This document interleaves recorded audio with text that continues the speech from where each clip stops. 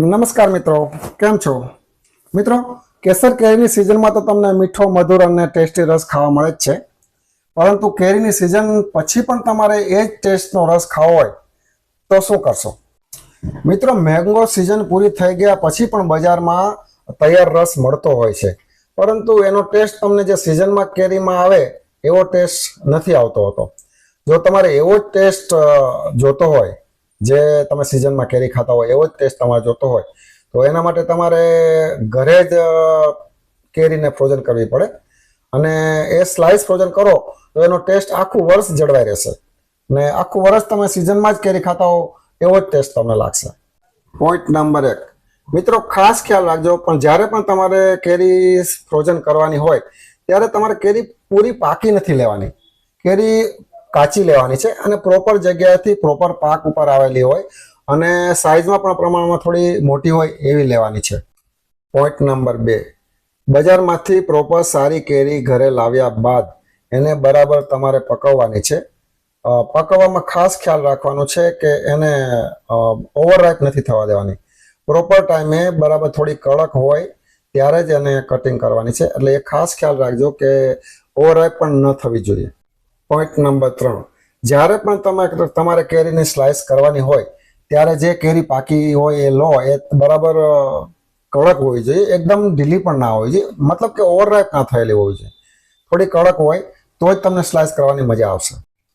Point number 4, બરાબર પાકેલી કેરીને સારા સ્વચ્છ પાણીથી ધોઈ અને પછી સૂકા કપડાથી સાફ કરી નાખો, અને સાફ કર્યા પછી એક સારા ચપ્પાથી ઉપરની છાલ ઉતારી નાખવાની છે, અને પછી જે ભાગ કેરી અને ગોટલું જે વધે એની તમારે સ્લાઇસ બનાવી દેવાની છે, અને ગોટલું પણ અલગ કરી નાખવાનું છે.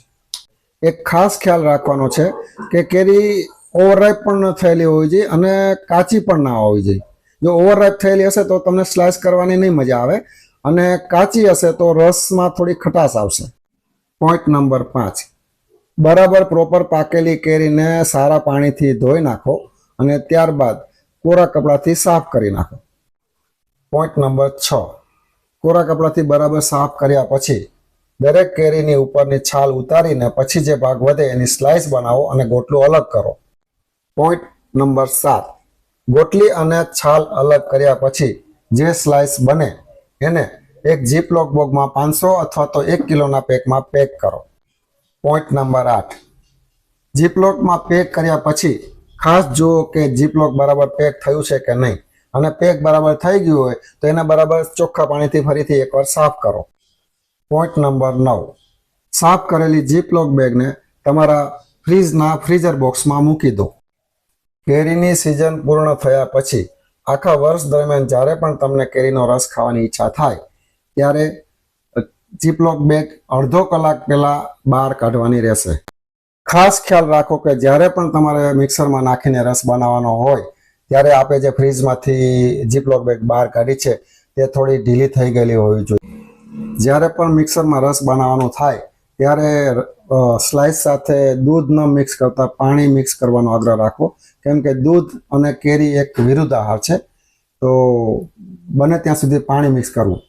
એકદમ ઘટ્ટ રસ જો તમને ભાવતો હોય તો પાણી પણ મિક્સ કરવાની જરૂર નથી, પરંતુ જેમને ઘટ રસ ન ભાવતો હોય એ થોડું ઘણું પાણી મિક્સ કરી શકે છે. આશા રાખું છું આટલી માહિતી આપને આખા વર્ષ દરમિયાન ખૂબ જ ઉપયોગી થશે. ઓકે, થેન્ક યુ, આભાર, જય રામજી કી.